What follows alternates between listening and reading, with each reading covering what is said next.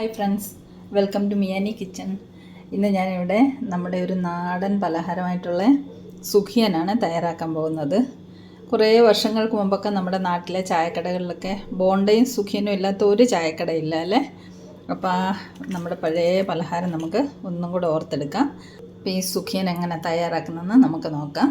ഞാൻ 1 കപ്പ് ചെറുപയർ വെള്ളത്തിലിട്ട് കുതിർത്ത് വെച്ചിരിക്കുന്നതാണ്. ഒരു 4-5 മണിക്കൂർ കുതിർത്തിട്ടുണ്ട്. ഇതിനി നമുക്ക് വേവിച്ചെടുക്കണം. കുക്കറിൽ വേണമെങ്കിൽ കുക്കറിലും വേവിക്കാം. ഞാനിപ്പോൾ ഇതൊരു കൽച്ചട്ടിയിലാണ് വേവിച്ചെടുക്കുന്നത്. കൽച്ചട്ടിയിലാകുമ്പോൾ പെട്ടെന്ന് വെന്ത് കിട്ടും. നല്ലതുപോലെ കുതിർന്ന പയറാകുമ്പോൾ പെട്ടെന്ന് വെന്ത് കിട്ടുമല്ലോ. അപ്പോൾ ഇത് കഴുകി വൃത്തിയാക്കി പാത്രത്തിലേക്ക് ഇട്ടിട്ടുണ്ട്. ഇതിലേക്കിനി ഒരു നുള്ളുപ്പ് ചേർത്ത് കൊടുക്കാം. ഒരു നുള്ളുപ്പ് മതിയേ. ഇനി നമുക്കിത് വേകാൻ ആവശ്യത്തിനുള്ള വെള്ളം ഒഴിച്ചിട്ട് അടുപ്പത്ത് വെച്ച് വേവിച്ച് കൊണ്ടുവരാം.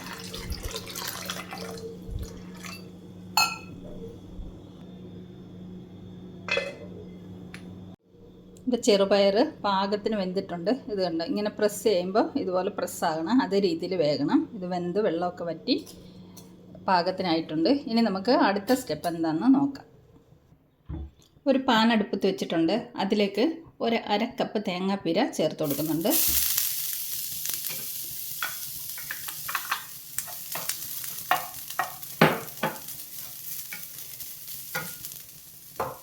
ഇതിലേക്കൊരു 1/2 കപ്പ് ശർക്കര പാനിയാക്കി അരിച്ചെടുത്തതാണ്. അത് ഈ തേങ്ങയിലേക്ക് ഒഴിച്ചു കൊടുക്കുന്നുണ്ട്.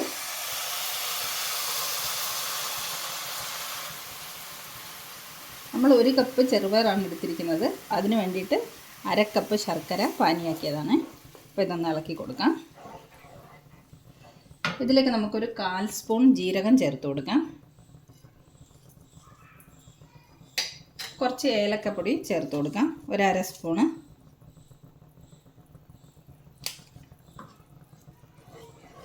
ഇതൊന്ന് ഇളക്കി മിക്സ് ചെയ്യാം. ഇതിലേക്ക് നമുക്ക് കുറച്ച് നെയ്യ് ഒഴിച്ചു കൊടുക്കാം.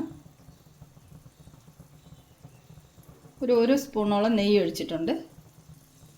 ഇതിലേക്ക് നമുക്ക് വേവിച്ച് വെച്ചിരിക്കുന്ന ചെറുപയർ ചേർത്ത് കൊടുക്കാം.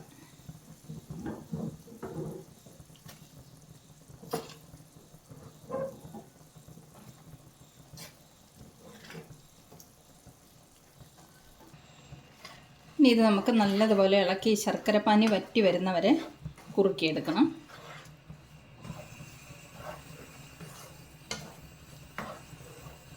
ഏലക്കപ്പൊടിയും ജീരകവും എല്ലാം ചേർക്കുമ്പോൾ നല്ലൊരു മണം വരും. തേങ്ങാപ്പീര ഒരുപാട് ചേർക്കരുത് കേട്ടോ.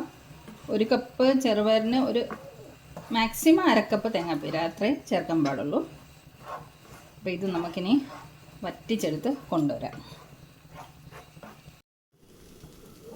നമ്മുടെ ചെറുപയറിൽ ശർക്കര പാനിയൊക്കെ വറ്റി പാകത്തിന് സെറ്റായി വന്നിട്ടുണ്ട്. ഇത് നമുക്കിനി തണുക്കാൻ വേണ്ടിയിട്ട് വെക്കാം.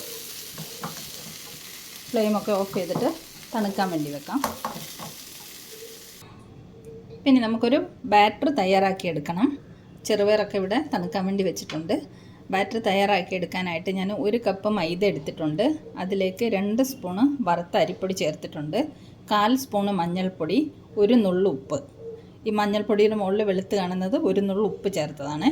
അപ്പോൾ ഇതെല്ലാം കൂടെ നമുക്കൊന്ന് മിക്സ് ചെയ്തിട്ട് കുറച്ചായിട്ട് വെള്ളം ഒഴിച്ച് കട്ടിയിൽ ഒരു ബാറ്റർ തയ്യാറാക്കിയെടുക്കാം. പൊടികളെല്ലാം കൂടെ മിക്സ് ചെയ്തിട്ടുണ്ട്. നമുക്ക് കുറച്ച് വെള്ളം ഒഴിച്ചിട്ട് ബാറ്റർ ഒന്ന് തയ്യാറാക്കിയെടുക്കാം.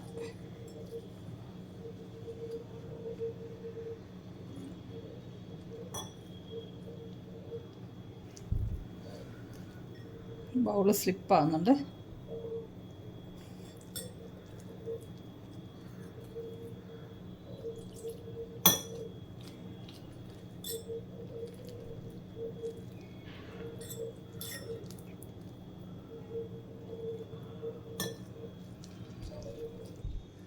നമ്മുടെ ബാറ്ററൊക്കെ റെഡി ആയിട്ടുണ്ട്. ഈ പരുവത്തിന് വേണം ബാറ്റർ റെഡിയാക്കി എടുക്കാനായിട്ട്. നമ്മളൊരു സ്പൂണ് കൊണ്ട് ഇങ്ങനെ കോരിയാൽ സ്പൂണിൻ്റെ പുറകുവശത്ത് മാവ് പറ്റി പിടിച്ചിരിക്കണം, ഒഴുകിപ്പോകാതെ. ഇതേ പാകത്തിന് നമുക്ക് ബാറ്റർ തയ്യാറാക്കിയെടുക്കണം. അപ്പം ബാറ്റർ നമ്മുടെ റെഡിയായി. നമ്മുടെ മാവ് നമുക്കൊരു 10 മിനിറ്റ് അടച്ചു വെക്കാം. നമുക്ക് മാവ് ഒരു 10 മിനിറ്റ് വെച്ചിട്ടുണ്ട് റെസ്റ്റ് ചെയ്യാൻ. അപ്പോഴേക്കും നമുക്ക് ഈ ചെറുപയർ നമുക്ക് ഉരുട്ടാൻ പറ്റുന്ന അത്ര ചൂടോടെ തന്നെ കുറേശ്ശെ എടുത്തിട്ട് കയ്യിലൊരല്പം നെയ്യ് തടവിയിട്ട് ഇതുപോലെ ഉരുളയാക്കിയിട്ട് നമുക്ക് പ്ലേറ്റിലേക്ക് മാറ്റി വെക്കാം. മാവ് റെസ്റ്റ് ചെയ്യുന്ന സമയം കൊണ്ട് നമുക്ക് ഇതും തയ്യാറാക്കി വെക്കാം. എല്ലാം ഒരേ വലിപ്പത്തിൽ നമുക്കിതുപോലെ ഉരുട്ടി വെക്കാം.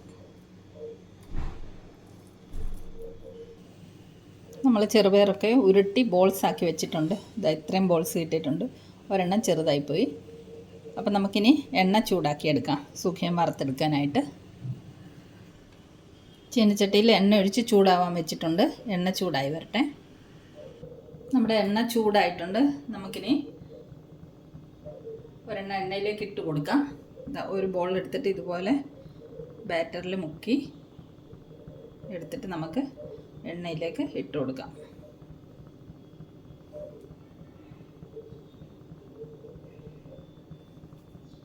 എണ്ണ ചൂടായെന്നൊന്ന് ടെസ്റ്റും ചെയ്യാം. എണ്ണ ചൂടായിട്ടുണ്ട്. അപ്പോൾ നമുക്ക് ബാക്കിയുള്ളതും കൂടെ ഇതേപോലെ ബാറ്ററിൽ ഡിപ്പ് ചെയ്ത് എണ്ണയിലേക്ക് ഇട്ട് കൊടുക്കാം. ഫ്ലെയിം ഒന്ന് കുറച്ച് വെക്കാം. അടുത്ത ഒരെണ്ണം കൂടി ഇട്ട് കൊടുക്കുന്നുണ്ട്. ഇതേ രീതിയിൽ നമുക്ക് ബാക്കിയുള്ളതും കൂടെ ഇട്ട് കൊടുക്കാം. നമ്മുടെ സുഖിയനൊക്കെ ഇവിടെ റെഡി ആയിക്കൊണ്ടിരിക്കുന്നു.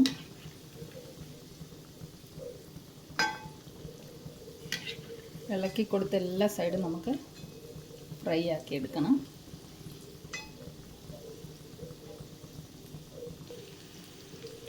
അപ്പം നമ്മുടെ ഫസ്റ്റ് ബാച്ചൊക്കെ റെഡി ആയിട്ടുണ്ട്, ഫ്രൈ ആയിട്ടുണ്ട്. നമുക്കിത് കോരി മാറ്റാം. ഇത് കണ്ടോ, നല്ല സൂപ്പറായിട്ട് വന്നിട്ടുണ്ട്.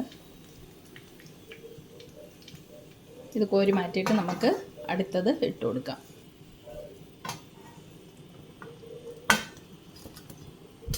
ഇത് കണ്ടോ,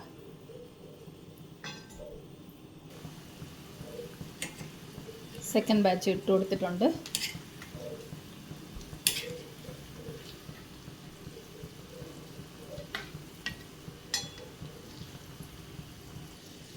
ഇതാ നമ്മുടെ ലാസ്റ്റ് ട്രിപ്പും റെഡി ആയിട്ടുണ്ട്. നമുക്ക് കോരിയെടുക്കാം.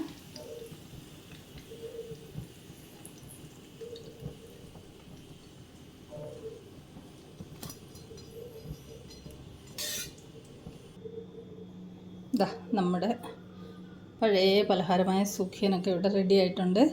അപ്പോൾ സുഖിയൻ്റെ റെസിപ്പി ഇഷ്ടമായെങ്കിൽ എല്ലാവരും തയ്യാറാക്കി നോക്കണേ. മറ്റൊരു സിമ്പിൾ റെസിപ്പിയുമായി നമുക്ക് മിയാനി കിച്ചണിൽ വീണ്ടും കാണാം. Thanks for watching the video.